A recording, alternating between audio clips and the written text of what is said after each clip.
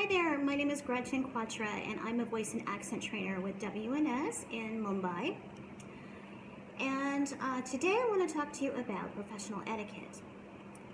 And I think professional etiquette is very important in today's professional setting, and it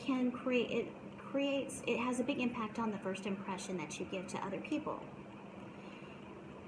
And I want to start out with a personal story of mine on how important this really is. And this happened a few years ago in the U.S.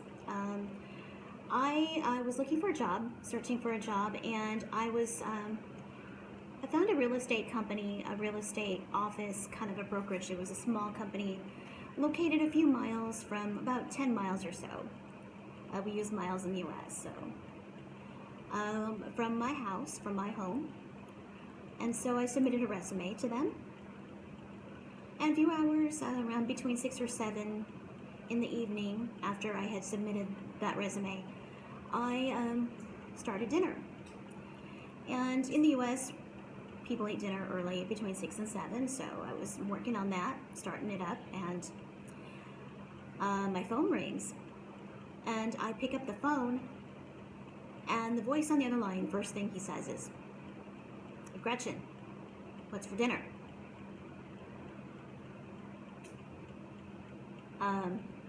No clue who this person was, and I was caught off guard by what I felt. Later on, once I realized who it was, I was very taken aback and put off by that, because I didn't know who this person was. Here I am making dinner, and he's calling me and like, "What's for dinner?" As if like he knew right then what I was doing. It was a little creepy. I realized later it was the owner of that company, that business, who I had submitted that resume to, who was calling to schedule an interview. And because he was calling around dinner time, he thought it would be funny to say, "Hey Gretchen, what's for dinner?" Instead, it just caught me off guard. I felt it was kind of unprofessional and a little creepy. So, and I just couldn't, I had nothing to say to that. And then he said, "Oh, okay, my name is such and such, and I'm with this company, you just submitted a resume." And even then, after I understood it to be just a corny attempt at humor, unsuccessful, corny attempt at humor, it permanently clouded my impression of him, and I wasn't sure that I even wanted to go to an interview with him, much less work for him. I gave him the benefit of the doubt, and so in person, he was a little more professional, and it ended up not being a good fit for him or for me, so it worked itself out. But that first phone impression really affected how I saw him and the potential job. And while he didn't use any offensive words or language, again, that question was just very unprofessional and lacking in professional etiquette. This is just how important it is to always conduct yourself professionally, regardless of whether you're on the phone or in person. And there is a time for humor. I mean, it's not that you can't be funny or crack a joke, but you have to be very careful with that. And you have to distinguish what is acceptable humor and what is not. If you're not sure, just don't do it. Don't say it. So poor professional etiquette not only gives people the bad first impression of you, it can also, if you're meeting with a client, it can make or break that deal. Or if you're either a prospective employee or a current employee, it can cost you that job or that promotion. And with some company atmospheres are more casual than others, especially with WNS. They're a very fun company to work for. So,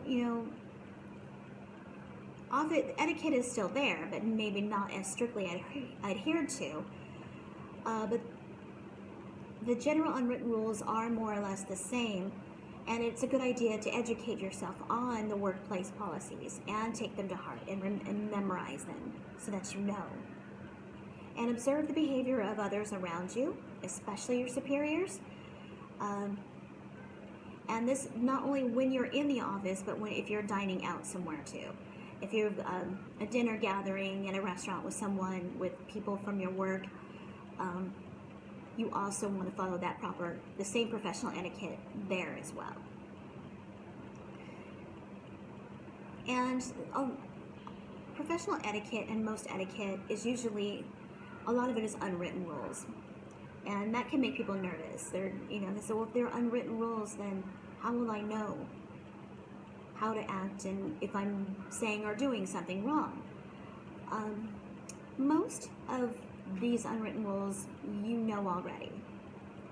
If you're already within the company, you've been hired on the company, you've possessed enough of those unwritten rules, knowledge of those unwritten rules when you interviewed for the position. If you didn't, you wouldn't be here with WNS. So most of these you do know, and some of them you will know already. If you're not sure and you want clarification, or you're new to the professional environment, I'm going to take you through a list of do's and don'ts when it comes to professional etiquette. And most of these you will probably know already. The first do is always treat your managers and superiors with respect. With that said, don't act intimidated or submissive or afraid, but be respectful. Be confident and respectful. And regardless, respect everyone, regardless of their race or gender or religion, background, ability or disability, whatever their political views are. We're all equal team players here. So respect everyone. The second do, and it's going to sound like a don't, but now let me just give you an example, a scenario. If you've been in the workplace long enough, I'm sure you've come across many people like this. Have you ever worked with someone who was just constantly negative? They just kind of suck the energy right out of you. They're kind of toxic people. They complained endlessly and gossiped about everyone. Never had anything nice to say. Don't be that person. That's it. First of all, that's a don't. Don't be that guy. Don't be that girl. Yeah, you probably didn't enjoy working around people who acted like that, so don't you act like that either. Keep a positive attitude at all times. Do always be upbeat and constructive when you're interacting with your colleagues. It not only helps them and brings them up, but it helps you mentally as well to stay positive. When you're talking to people in person, always maintain eye contact. Now, when I say maintain eye contact, do I mean when they're talking to you? The whole time they're talking, you're looking like this?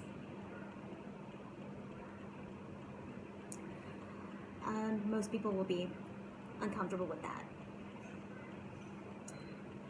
So, from time to time, look directly into their eyes and so that you are showing interest in what they're saying. Don't constantly stare at them. They're going to be uncomfortable. Ask open-ended questions and acknowledge what you are hearing.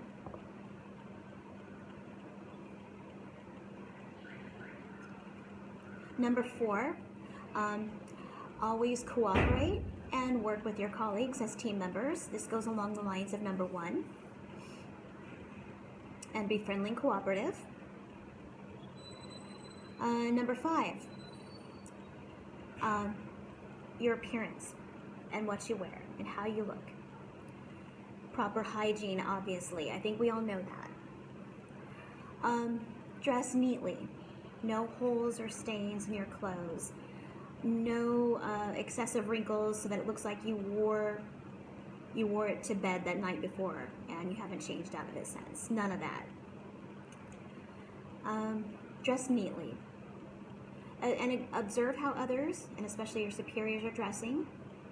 Emulate them and dress as close to them, like them as you can. WNS has a smart casual policy. So jeans are okay, but you don't want any major, like if there's just a whole bunch of rips through them and you hardly see any material in your jeans or whatever, that's not acceptable. no stains, or like I said earlier, no rips or holes in your shirts or anything. Clothes are expensive, and I know sometimes you can't always afford good, nice things, but borrow from someone until you can, because appearance is always important with a good first impression. They always say don't judge a book by its cover, but like it or not, when we first meet someone, their appearance is going to create a lasting impression. Okay, and the next one is a given. I think we all know this. Watch your language. No offensive swear words or slang. Do adapt office jargon. Do use that. And always work to improve your professional verbal and written communication skills as well.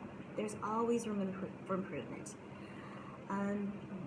Even in my profession as a voice and accent trainer, where I'm speaking on how to better communication of English, even I need improvement in my communication skills. So I'm not exempt from this. I also need to work to improve my communication, verbal and written. And along the same lines of that, keep learning. Always be open to learning new things. And in this digital age, there's so much information. And things just, it's so fast-paced, and you really need to keep up, which means you need to stay open to learning new things. You can't just be in your job and be like, well, I know everything there is to know about my position, my responsibilities. I don't need to learn anymore. Oh, yes, you do. Everything is evolving, and things, the way that you do your job now will probably completely change in a year. And you don't want to be left behind on that. And then, heaven forbid, they could hire someone who is up to date on these, and then you would be, might be out of a job. So always keep up to date on new information.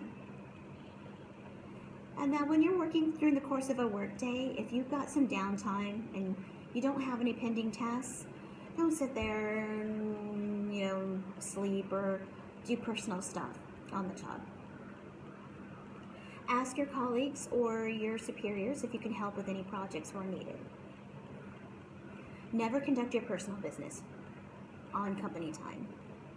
Only on personal time. If you're on a break or lunch, that's fine, but not on company time should you do anything personal. Number 9, if you're doing a task or a project, make sure to keep your manager informed at all times as to the status of these projects. Whether through an email, email is always good, so you have it in writing. And always ask your manager how you can improve, so that you get good feedback on how to do your job better. Now, once you've accomplished something and once you've taken up on a project and it's done and it's accomplished and it's implemented, make sure that others become aware of what you've done. With that said, of course, don't boast about it. I think we know a lot of people that like to toot their own horn excessively, and they boast all the time about how they've done this and they've done that, and when you actually see what they've actually done versus what they've said, it kind of doesn't measure up. Don't be like, not in that sense, but make it known what you've done.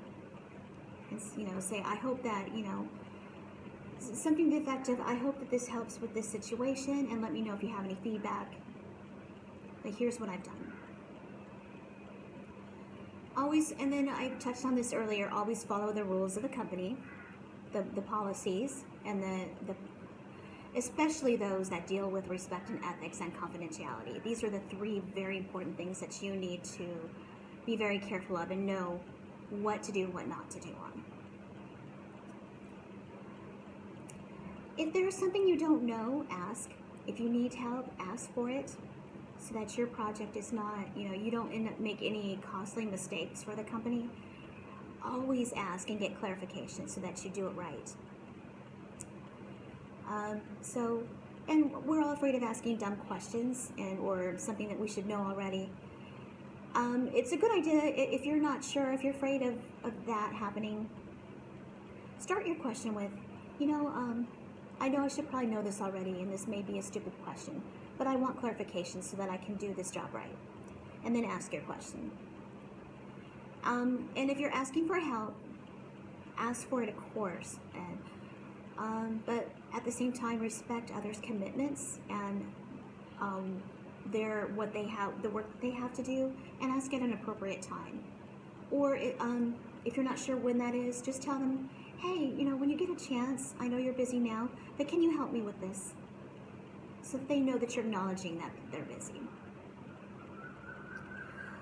Improve networking. In this day and age, networking is very important. Get to know the people around you that you're working with, and it not only makes your job more fun and manageable, but they know your strengths and weaknesses, and then you know theirs. So always good to network and kind of have them give you information about what's going on. Now, when you're meeting someone in person, once they know who you are, say your full name, extend your hand, and shake hands appropriately. And don't make the handshake too long or too short. So when I say appropriately shake hands, the handshake should last about 3 or 4 seconds. That's about the perfect length. And don't offer a limp handshake. That shows that you're just you don't care.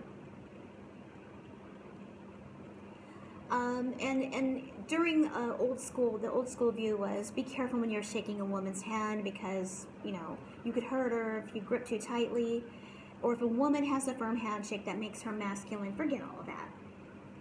Men and women are equal team players in today's business world. So if a woman has a firm handshake, it doesn't mean that has masculine qualities or she's too manlike or anything like that. Forget all that. Reasonably firm handshake for 3 to 4 seconds. And when I say firm, I don't mean don't grip too forcefully either. Don't break their fingers. It's not a show of strength or power. You want to make the first experience a pleasant one. And if you're the most senior in management, in your position, you must always be the first to introduce yourself and extend your hand. Number 14, social media. Social media etiquette is a thing. It does exist. No posting of any controversial statements or things that could cause a misunderstanding with your boss or your colleagues. No posting about the party you were at or the party you had the night before, where everyone was wasted or sloshed, or you were passed out somewhere. Don't even go there. It looks very bad. It makes you look bad, and it's just not good. Nothing personal. No airing of dirty laundry on the social media. That's a U.S. Expression, meaning airing personal, dirty, nitty-gritty stuff on the internet. Social media. Don't go there either. Add value to what you post. This is your do here. Do add value to what you post. Make it positive and something that your audience enjoys reading. It can be something informative, such as news regarding your profession. But don't go and post too much information about mundane stuff, such as the last meal you ate either. People will get tired of that really fast, so don't do it. After a client meeting or job interview, always express your gratitude by saying thank you, and thank each person separately. Within 24 hours of the meeting, email is fine. Make sure that you send an email. If you have individual email addresses, send a message to each of them personally, individually, not a group email. You can follow that up with a handwritten card or a thank you note if you like, so that they know that they know you took the time to write it out and send the postage. But because it can take a few days for things like that to arrive to business, and so you want them to be decisive in who they want to hire for the job interview. It can come down to whether or not you bother to thank them. So emails are fine. Send it within 24 hours and send it to each individual person. Okay. You've got a real urgent deal going on. You've got a fire to put out. So what do? Your boss is in the office, your colleague is in the office, and he or she has got the door closed. You just go in there and barge in and open the door and say, hey, this happened. They have their door closed for a reason. Do not barge into their office without knocking. Always knock. The do is always knock. They have their office, like I said earlier, their doors are closed for a reason, and you need to respect that privacy and space. Always, always knock in every circumstance. Dinner etiquette is very important. Conducting business over lunch or dinner is still very popular. It's a very popular strategy to get to know your business partners and your clients better and what they're looking for. So the way that you behave tells a lot about your manners and professionalism, etiquette, and social awareness. A very good thing to do before you're headed out to a dinner meeting is to have a small snack beforehand. Number one, you don't want your stomach to make all sorts of noise. Your stomach is not a welcome attendee to this meeting, so it needs to keep quiet. So to avoid a rumbling stomach, have something beforehand. And understand is if you arrive there starving, it's going to affect the decisions you make before, during, and after, whether it's etiquette or a business decision. You don't ever want to arrive to a meeting starving. And if you're at a dinner meeting, this is number 18, do put your bag under your chair, and no matter how small an item is, don't place it on the table, whether it's your phone or your keys. Keep it in your bag and place your bag under the chair. And remain standing. Remain standing until the host, the most senior or the oldest person, has taken a seat, and then sit down. Before that, remain standing.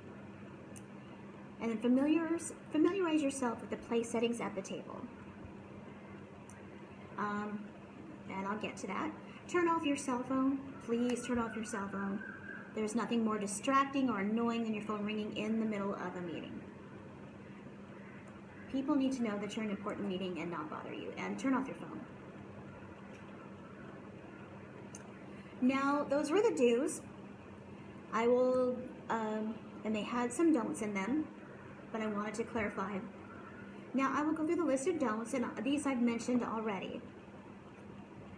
Never bring up controversial topics such as religion or politics. I think we all know that. We're all very passionate about the things that we believe in. So don't go there. Don't start a fire that's not going to get put out. Never be negative. Don't complain. This is this just saps energy from everyone, including yourself. So don't complain or be negative. No crude language or offensive jokes or slang. Don't interrupt people when they are speaking. Don't talk over them. Don't cut them off. This is a major sign of disrespect. It means that you don't care what they have to say. If you accidentally interrupt them, which happens, it always happens, especially on the phone. Sometimes there's a delay there. If you accidentally interrupt someone, that's okay. Just stop immediately, say, oh, I'm sorry for interrupting, please continue. Allow them to continue. Number 5, don't invade someone's personal space. And depending on the cultures, the size may vary, but usually 2 to 3 feet of physical distance is ideal. Arm's length, usually. If you stand too close, that will make people uncomfortable. It's considered rude and aggressive. If you stand too far away, then that's considered aloof. So don't stand too close, don't stand too far. 2 to 3 feet should be fine. Punctuality is a big one. Whether you have a meeting for someone, you're meeting in a job interview, you need to realize that person took time out of their busy schedule to meet with you and talk with you. You need to respect that. In the US, time is money, so this is very important. especially in Western cultures. Do not be late. And things happen sometimes that you have no control over. So if you must be late, always call and tell them. Always call and say, I'll be late. Now, if you're late all the time, very negative impression. It means you're not dependable and you don't respect the other person's time. And if you're an employee, that could get you fired real fast. So don't be late. WNS, there's really not much of a problem when working for most places at WNS, especially around call center floors, where they don't allow you to bring food in the first place. But avoid eating at your desk. The smell of food, whether it's pleasant or unpleasant, is very distracting to those around you, and it's very hard to focus. And don't talk about personal issues, about your love life, or your boyfriend or girlfriend. Don't talk about things that people don't really want to know. Again, there's the airing dirty laundry kind of thing. Socializing is very, very good, and there's a time and place for that when you're at work. But excessive socializing can be detrimental to your productivity. It will not only hinder your work, but that of others. And people, if you're an extrovert, that's wonderful. You like to talk to people, you like to interact, and that's great. But don't let it hinder your work or other people's work. And be friendly, but not overly friendly. Some people might be uncomfortable with that. They might take if you're super friendly, they might take that as flirting. And again, each person is different as to how much they can handle. So it's good to be, to compliment someone, but if you're excessive with it, some people might be uncomfortable with that. So be friendly, but don't go too far with that. And another don't is, and this might become a surprise to some people, but it's still very important, is don't set unrealistic expectations of yourself. This will not only stress you out, but the stress will also affect your productivity and decision making and your well-being. You can't think clearly or properly. You can't, when you're stressed out, if you're in a panic mode because, I didn't do this right, or it's counterproductive. So if you're new to a job, be realistic and allow yourself reasonable time to learn about your position. And be patient about receiving new responsibilities or projects or promotions. When you look at your superiors, it took them a while to get to where they're at. So again, be unrealistic. And be realistic. Sorry about that. Be realistic. This is a no-brainer. Don't talk on your cell phone while in the office. Now, if it's business related and sometimes, maybe that's the only means that you can communicate at the moment, that might be a different story. Use your discretion. Most call center floors do not allow cell phones, so that, that's pretty much not much of an issue. And if you're on your break or lunch, then that's fine. Now, these seem like a lot of rules to follow. But again, many of these you know already. When in doubt, always follow your organization's guidelines. And if you're preparing for dinner and that dinner is a formal meeting at a formal restaurant, it's a good idea to brush up on some YouTube videos on proper table manner etiquette. And there are many out there. Don't stress about it. First and foremost, be polite and considerate. And if you do make a mistake and you realize you made a mistake, apologize immediately, but don't panic. Just say, I'm so sorry for that. But don't get into panic mode and be like, oh my God, I can't believe I said or did that. Everyone makes mistakes. And the more you practice, the more you know it, you will become very good at business etiquette and you'll be that expert. So, when you're practicing, you will make mistakes, but that's okay. Realize it and apologize and own up to it, and then move on. That's how we all learn. And I am so grateful that, with that said, this is my presentation on professional etiquette. And again, I will. Most businesses are they have different rules, and they're more casual than others. And I am so thankful for the environment that I have with that I'm working in with the company I am with WNS. They're a great company, and I'm so privileged and blessed. And I pledge to enable. So thank you.